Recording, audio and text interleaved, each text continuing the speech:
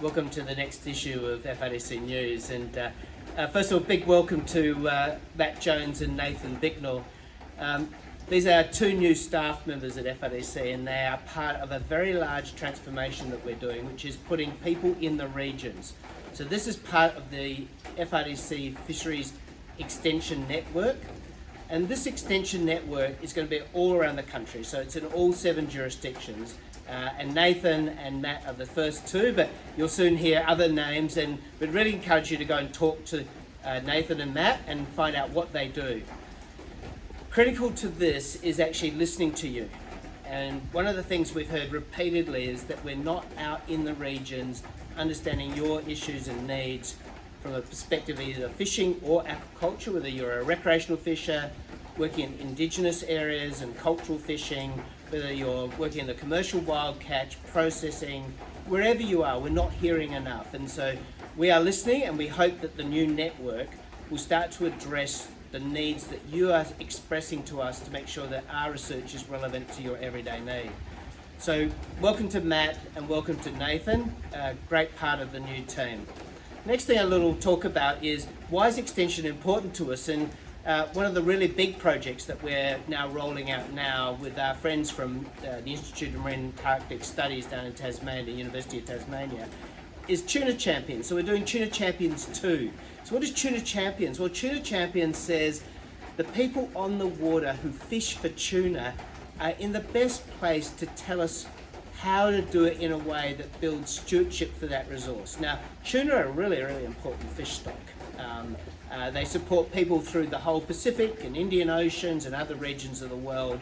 So they're very important to people, and they're also very important for people for recreational fishing, for food consumption in Australia. So what we want to do is make sure that the stock is sustainable, and the best way we can do that is build an understanding about the stewardship on the water. And Tuna Champions has proved time and time again that if you work with people at the coalface, which is the rec fishers and the commercial fishers, you're going to get a better outcome in terms of the stewardship of that stock. So looking forward to seeing more of the Tuna Champions rolling out in the next few months, so please stay tuned to that.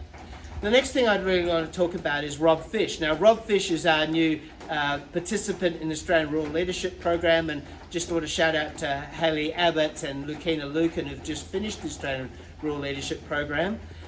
So Rob now joins Andrew Sullivan, who's currently doing the Rural Leadership Program, as our new participant. And Rob will be talking to everyone, I'm sure, on his networks to encourage you to talk to him about your leadership experiences, and I'm sure Rob will be talking to you about his leadership experiences. And Rob will bring a completely new, I'm sure, perspective to leadership.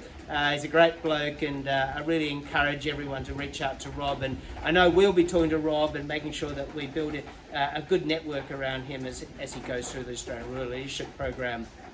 One of the things I like to say in the leadership space is that leadership, we've just had the National Seafood Industry Leadership Program graduations in the last few weeks. It's amazing to see how leadership is now transformed from a very top-down to a very bottom-up approach. And I have to commend all the recent participants who have graduated from the National Seafood Industry Leadership Program about how they all see themselves as part of a network of people who are inspiring other people to make change happen and work collectively across their respective networks, or even network to network. And so it's been really quite inspiring hearing their projects. And a little shout out to one particular program, which was the school education program, looking at how we can continue to engage young children in education, understand what fishing aquaculture is about. Really important to all of us to make sure that we've got that next generation coming through, whether they're marine scientists, commercial fishers, fish farmers, or just want to be part of the angling community. So, really important program for us. Next thing in the next issue of FRDC News is that we're going to be talking about something that's probably taken a little longer in some ways, but I think it was worth the wait, which is the National Fisheries Plan. Now, that has just been launched by Assistant Minister Dunham. It's been signed off by all the states, It's had good endorsement from all of our different bodies that have been contributing to the development of that plan. The National Fisheries Plan is probably the first time that we've got a complete strategy across all regions that's been signed off by all regions. It's a commitment to the future. FRDC is very keen to be part of delivering the R&D that will inform that future. Please take time to read the plan, see where you fit into that plan. I'm sure you're going to hear a lot more about the implementation of various elements of the plan. So really important initiative that's just finally come to light in the last few days. Please read the articles all about it. Very important, the National Fisheries Plan. For us at FRDC, obviously understanding the strategy for the future is going to be critical. There's a lot of challenges out there, and we're hearing about what's happening in Ukraine, what's happening with the floods. I've got the rain behind me right now. It's a challenging time for everyone. So if we can work better to understand how to address those challenges, but also take the opportunities where we can, we're all going to be in a much better place. So please take time to read that National Fisheries Plan. Finally, Easter's coming up.